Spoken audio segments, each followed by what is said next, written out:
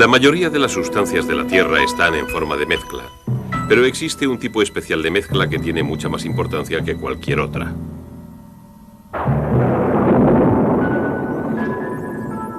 Química, disoluciones, iónica y molecular.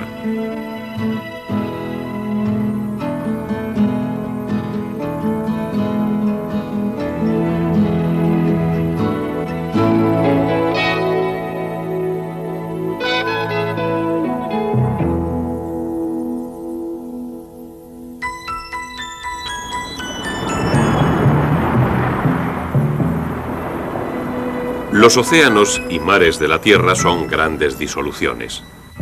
Y las células vivas vistas al microscopio son pequeñas bolsas de estas disoluciones.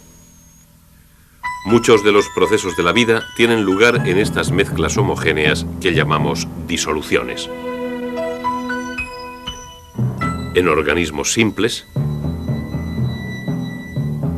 en las células y tejidos de los organismos complejos, las disoluciones hacen que sean posibles las interacciones químicas que proporcionan alimento, arrastran los productos de desecho del metabolismo y transmiten los impulsos nerviosos. Las disoluciones son indispensables para cocinar, probar y comer. Y en el laboratorio y la industria, las disoluciones no solo facilitan la medida y la dispensación de productos químicos, sino que aceleran las reacciones químicas y de hecho posibilitan el que tengan lugar algunas reacciones que de otra forma no se producirían. ¿Por qué? La respuesta reside en la comprensión de lo que son las disoluciones y quizá también de lo que no son. Una cucharada de arcilla, un poco de agitación y tendremos lo que parece ser una mezcla homogénea. La mezcla de arcilla y agua es una suspensión. En una suspensión, las partículas que la forman son lo suficientemente grandes como para que se puedan ver a simple vista, incluso para que se puedan filtrar fácilmente. Pero con el tiempo, las partículas de arcilla se sedimentarán. Las sustancias que forman una disolución nunca se sedimentan. La mezcla es siempre homogénea. Esta vez añadiremos un poco de gelatina en polvo. Ahora no podemos ver ninguna partícula, solamente un cambio general de color. De nuevo la mezcla parece homogénea. Si dejáramos pasar el mismo tiempo que dejamos con la mezcla de arcilla, no se sedimentaría nada.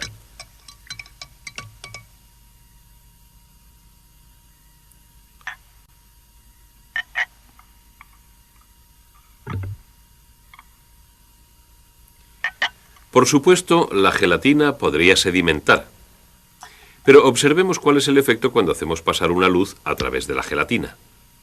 Podemos ver la luz como un haz, puesto que las partículas de gelatina son lo suficientemente grandes como para reflejar y dispersar alguna de las ondas de luz, incluso aunque las partículas no sean lo suficientemente grandes para que las podamos ver. Esas partículas de gelatina son la causa del efecto Tyndall, pero esto nunca ocurre en una solución. En una solución no se dispersa un haz de luz. La mezcla de gelatina y agua es un coloide. Pero si cogemos de nuevo un vaso de agua y esta vez ponemos una cucharada de sal común y la mezclamos, obtendremos una mezcla homogénea de sustancias de tamaño molecular o inferior. Esta es una disolución de un sólido en un líquido.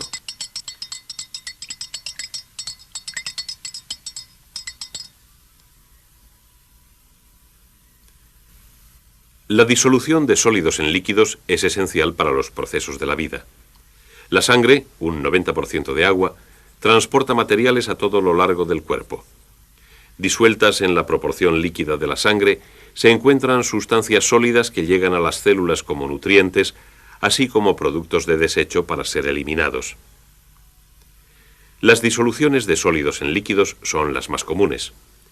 Pero las disoluciones no se limitan solamente a este tipo de mezcla. Algunas disoluciones son mezclas homogéneas de gases en líquidos. El dióxido de carbono disuelto en agua proporciona a los refrescos su efervescencia. El oxígeno disuelto en agua es esencial para las plantas y animales que viven en el agua. Y organismos como el nuestro, que viven fuera del agua, dependen del oxígeno disuelto en otros gases. Esta mezcla que llamamos aire es una disolución de gases en gases. Las aleaciones comienzan su existencia como disoluciones de líquidos en líquidos. El acero, por ejemplo, se forma a partir de una disolución de varios metales fundidos, como el manganeso, vanadio y tungsteno en hierro. Pero cuando la mayoría de las disoluciones de metales pasan desde su fase líquida a su fase sólida, en otras palabras, cuando se solidifican, pierden su homogeneidad. La mayoría de las aleaciones, como el acero, son mezclas heterogéneas. Las disoluciones, cuando se forman, dan sabor a nuestra sopa y continúan nuestro proceso de vida. Pero, ¿qué ocurre exactamente cuando se forma una disolución? Para verlo, volvamos a la más simple y probablemente más clara ilustración, la disolución de una cucharada de sal común en agua. La sal, cloruro sódico, es una disolución iónica cristalina. Cada cristal está compuesto de una disposición regular de átomos cargados, iones de sodio y cloro. La atracción entre los iones positivos y negativos los mantienen unidos mediante enlaces iónicos y origina cristales del sólido iónico, cloruro de sodio. El agua es una sustancia molecular no iónica. Dos átomos de hidrógeno, mediante un enlace covalente con uno de oxígeno, forman la molécula de agua. Los enlaces tienen una gran fuerza. La molécula es electrostáticamente neutra, pero extremadamente polar. A causa de una distribución desigual de los electrones en las moléculas, el oxígeno tiene una carga parcial negativa y el hidrógeno una carga parcial positiva. El líquido, agua, se compone de un gran número de moléculas polares unidas mediante fuerzas electrostáticas de atracción entre los polos positivos y los negativos. Estas conexiones se rompen y se reforman fácilmente, proporcionando a las moléculas de agua gran movilidad en la fase líquida. Así tenemos dos sustancias con partes cargadas, agua compuesta de moléculas polares y sal compuesta de iones cargados. Y las mezclamos. Todo lo que podemos ver es la aparente desaparición de los cristales de sal. Cuando la sal se introduce en el agua, los iones negativos del cloro atraen a la parte positiva de las moléculas de agua, superando la fuerte atracción de los iones sodio de carga opuesta y arrastrando al ion negativo del cloro fuera del cristal.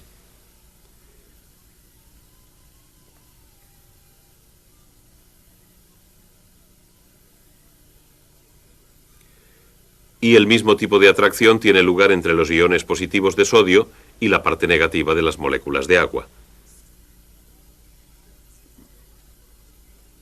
De esta forma, los iones en nuestro cristal de sal se disocian.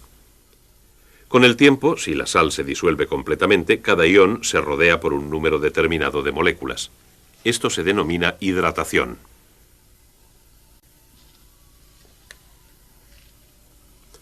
Ahora, a medida que los iones son arrancados de los cristales de sal por las moléculas de agua, no permanecerán concentrados en una parte del agua, puesto que las moléculas de un líquido están siempre en movimiento. Cuando observamos en el microscopio pequeñas partículas suspendidas en un líquido, vemos que se mueven en zigzag. Esto es lo que se denomina movimiento browniano. Las partículas son efectivamente golpeadas por moléculas de agua en movimiento rápido, constante e irregular. No podemos ver las moléculas, pero podemos ver el resultado de los choques. Las moléculas de todos los fluidos se mueven de esta manera. Así, este movimiento de las moléculas de agua dispersa los iones de cloro y sodio a través del agua. Los cristales de azúcar también se disuelven en agua, pero el azúcar es una sustancia molecular, no iónica. De esta forma, cuando los cristales de azúcar se rompen, todas las moléculas de la sustancia se dispersan. Así, ahora con la dispersión de moléculas o iones en el agua, tenemos una disolución. Y ahora lo que necesitamos es alguna terminología con la que trabajar. La sal, la sustancia que se disuelve, se llama soluto. La sustancia que origina la disolución se llama disolvente. Cuando un sólido se disuelve en un líquido, el líquido siempre es el disolvente. En otros tipos de disoluciones, la sustancia que se encuentra en mayor cantidad es el disolvente. En el aire, el nitrógeno es el disolvente y el oxígeno, argón, vapor de agua y otros gases son el soluto. El agua es el soluto en el alcohol y el disolvente en nuestra solución salina. El agua es el disolvente más común que existe e indudablemente el más importante. En todos los seres vivos, el agua es el medio de transporte de las sustancias disueltas que sostienen la vida de un organismo. Puesto que las materias que el agua transporta son de tamaño molecular o más pequeñas, pueden pasar a través de las membranas que mantienen en su lugar a los mayores constituyentes de las células. Importantes elementos nutritivos como la glucosa y los aminoácidos se transportan a través de organismos vivos en su forma molecular, entran en las células y allí reaccionan lentamente con el oxígeno y otras sustancias. Ahora, más terminología. Observemos los términos que añadimos a estas descripciones químicas.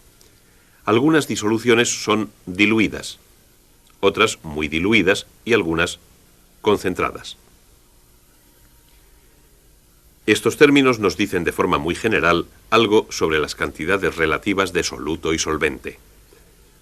Por ejemplo, el ácido sulfúrico concentrado es un 96% de H2SO4 en peso y un 4% de agua. El ácido clorhídrico concentrado es solo alrededor de un 36% en peso de ácido y un 64% de agua. El término concentrado significa simplemente que existe una cantidad relativamente grande de ácido.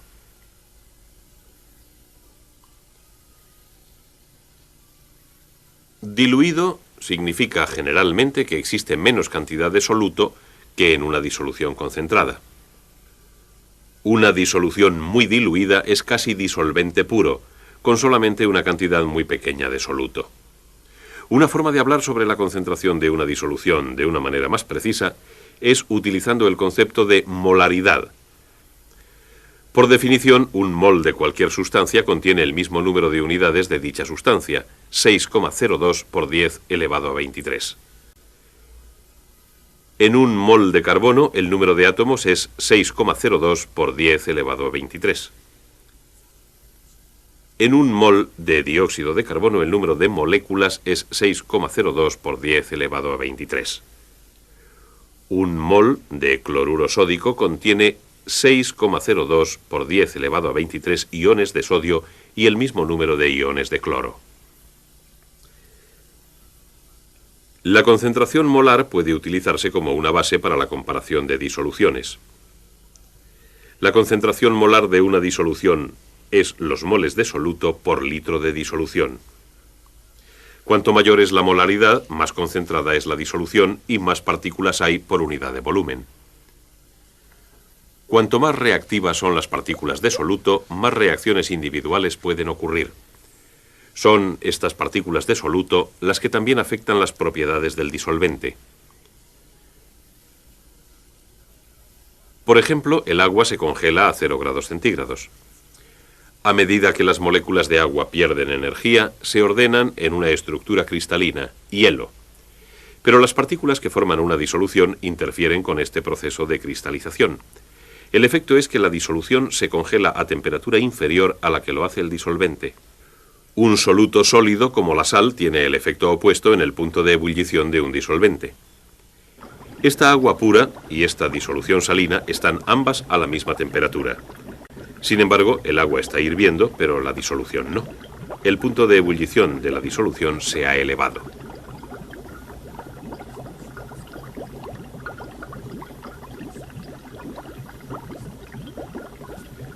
La disolución tendrá que absorber más energía antes de hervir. Así, observamos que la adición de un soluto a un disolvente cambia las propiedades de este. ¿Se puede añadir soluto de forma indefinida? Hasta ahora, toda la sal que hemos añadido al agua en el vaso se ha disuelto. Pero a medida que la sal se disuelve, algunos iones de sodio y cloro salen de la misma, recristalizándose. Puesto que la proporción de los iones que se disuelven es mayor que la proporción de los que se recristalizan, sigue aumentando la concentración de la disolución salina.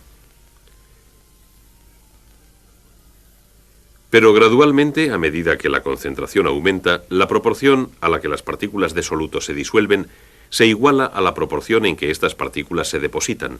Se alcanza un estado de equilibrio y se dice que la disolución está saturada. Ahora, la saturación es la condición de nuestra disolución salina. No admitirá más sal en esta cantidad de solvente si permanece igual la temperatura de la disolución. Pero si aumentamos la temperatura del cloruro sódico en agua, se puede disolver más soluto. Esto no sucede con todas las disoluciones. En algunos casos ocurre lo contrario. Pero ahora nuestra disolución salina está de nuevo insaturada y se disuelven más partículas de las que se depositan. Podemos disolver más sal en nuestra disolución hasta que se alcanza de nuevo el equilibrio y la disolución se satura. Si añadimos disolvente tendría el mismo efecto. A mayor cantidad de agua, mayor cantidad de sal podemos disolver hasta que alcanza la saturación. Pero bajo ciertas circunstancias es posible ir más allá de la saturación. Esta es la condición de esta disolución de tiosulfato de sodio. Está sobresaturada. Hay más partículas de soluto en la disolución de lo que ésta puede soportar sin perder la estabilidad. Pero las partículas no son capaces de formar la estructura cristalina que tienen en estado sólido. Necesitan algunas partículas, incluso una mota de polvo, para empezar la estructura, pero no existe ninguna. Ahora observemos, un pequeño cristal de soluto actúa como una especie de detonador para empezar la cristalización. Ahora el exceso de soluto puede cristalizar y la disolución volver a un estado de equilibrio. Esta no es la forma en que generalmente precipita el soluto en las disoluciones. Si solamente reducimos la cantidad de agua de nuestra disolución salina, dejándola que se evapore, la disolución cada vez puede admitir menos soluto hasta que finalmente se satura. Y a medida que el agua continúa evaporándose, los cristales de sal precipitan. La naturaleza frecuentemente funciona de la misma forma. La sal de una gran mina subterránea que quedó cuando se secó un mar prehistórico. El azúcar sin procesar se produce comercialmente mediante un proceso de evaporación que separa el azúcar cristalino del agua en el almíbar del azúcar. Desafortunadamente, lo que la naturaleza no hace es que todas las sustancias sean fácilmente solubles en agua. El petróleo, por ejemplo.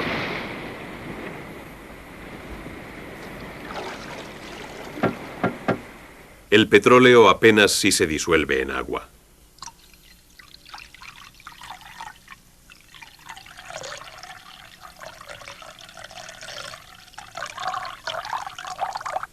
Y tampoco lo hace el tetracloruro de carbono.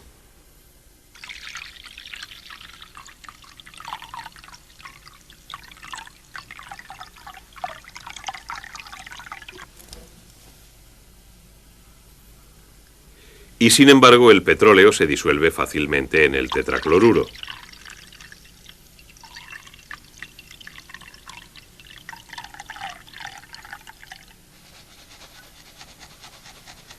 Por otra parte, la sal, que sabemos que se disuelve fácilmente en agua, no se disuelve casi ni en petróleo ni en el tetracloruro de carbono.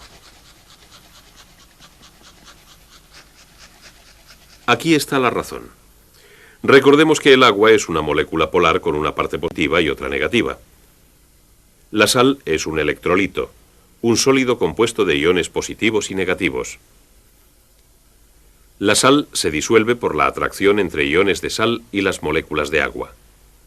La sal realmente separa las moléculas de agua, mientras que el agua separa la sal.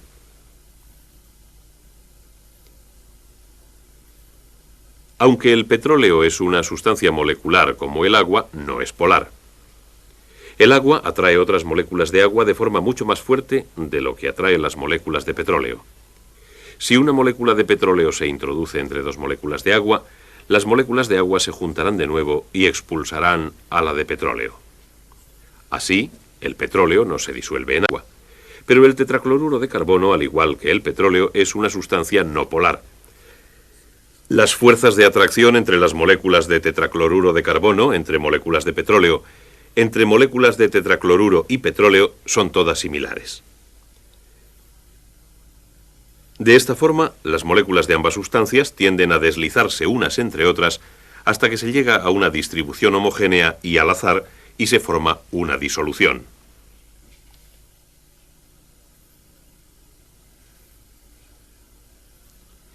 En general, los disolventes tienden a disolver solutos con características semejantes.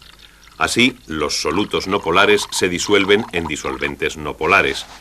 Los solutos polares e iónicos se disuelven en disolventes polares. Y generalmente esta combinación es la que tiene más importancia para nosotros, especialmente cuando implica a solutos iónicos, porque los iones pueden transportar cargas eléctricas a través de una disolución. El proceso de la vida depende del flujo de estas cargas eléctricas a través de todas las partes de nuestro cuerpo por el gran medio de transporte que es el agua. Desde las mezclas que bañan y alimentan a nuestras células más pequeñas hasta la mezcla homogénea que es el mar, que cubre las 3/4 partes de nuestro mundo, las disoluciones son una parte íntima de la vida y son fundamentales para la vida de nuestro planeta.